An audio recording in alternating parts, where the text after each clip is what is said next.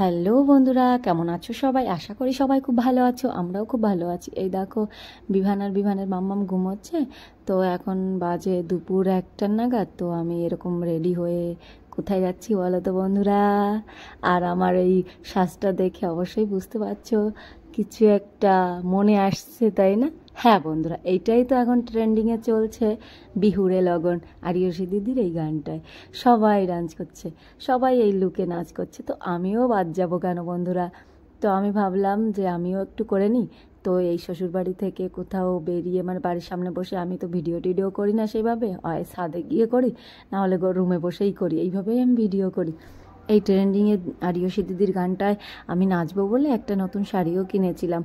আর এই শাড়িটা নিয়ে আমি আমার বাপের বাড়ি পণ্ডিতপুর গিয়েও মানে ভিডিও করব বলে নিয়ে গেছিলাম। কিন্তু ছিলাম 4-5 দিন, কিন্তু এমন বৃষ্টি শুরু হলো, আমি কখনো যাওয়ার টাইমই পেলাম না। যে এই মানে ওই সিনারিটা যেমন যে গ্রামের পরিবেশে, তারপর ধান ক্ষেত, এই সব দিক দিয়ে আমার ওই বাড়িতে খুব ভালো হতো। বাপের বাড়ি কেউ কিছু বলতেও না, কেউ কিছু মনেও করতো না। তো ওই জন্য আমি ওইখানে নিয়েও গেছিলাম, কিন্তু ওইখানে বসে ভিডিও করতে পারিনি।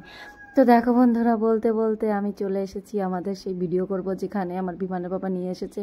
তো সেইখানে এসে তো দেখেছি মানে পরিবেশটা এত সুন্দর আর এত ফাঁকা, মানে অত জনবসতিও নেই।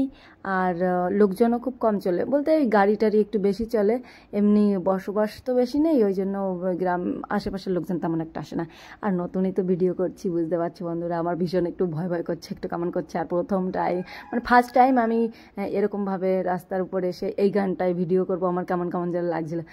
তো বিভানের বাবা ওই গানটা বের করছিল, খুঁজছিল। তো আমি দিদির ওই গানে, আমি অত ভালো নাচতে পারি না, তাও একটু চেষ্টা করব। মানে ট্রেন্ডিংয়ে গানটা যখন চলছে, সবাই নাচছে, আমারও তো ইচ্ছে করে, তাই না? নাচতে এমনিতে ভালো লাগে, সে যেমনই পারি না পারি। এই দেখো, বিভানের বাবা ওই গানটা বের করে নিয়েছে। তো আমি মানে ভাবছিলাম কোথায় বসে করব। আর এমনই কপাল আমার, কি বলবো বন্ধুরা, আর বলার মতো না। এত রোদ্দুর, দেখে গেছিলাম ছায়া ছায়া দেখে যে মেঘলা মেঘলা করছে, তাহলে ওইখানে গিয়ে আমরা ভিডিওটা করে নেব। কিন্তু এত রোদ্দুর, আমার আর ভিডিও করা হলো না। এই কেবল একটু শুরু করেছিলাম, তাকাতেই পারছি না রোদ্দুরের জন্য, একদম তাকাতে পারছিলাম না, ভালোও হচ্ছিল না। আমাদের তো এমনি সাধারণ ফোন ক্যামেরা, ওই জন্য ভালো আসছিল না। পরিবেশটা এত সুন্দর, সে রোদ্দুরের জন্য কেমন ফ্যাকাশে ফ্যাকাশে আসছিল। তো ভাবলাম, বিমানের বাবাকে বললাম, চলো এইভাবে তো আর ভিডিও করা যায় না, চলো বাড়িতে যাই। এমনিতে তো আমাদের ফোন ক্যামেরা তো নয় যে ভালো করে দেওয়া যাবে, ভালো এই করা যাবে। তো বললাম চলো বাড়ি চলে যাই। তো বাড়ি চলে যাই, বিমানের বাবা বললো ঠিক আছে, ছাদে একটু প্র্যাকটিস করে দেখো কেমন হয় বিকাল টাইমে। তো সেই দিন তো আর হলো না, তারপরের দিন ছাদে বসে একটু দেখলাম কেমন হয়। তো মোটামুটি এইরকম ছাদে আসলো। তো এইরকমভাবেই একটু করলাম। তো বন্ধুরা, আমার এই ভিডিওটা কেমন লাগলো, লুকটা কেমন হয়েছে, একা একা সেজেছি, একা একা করেছি।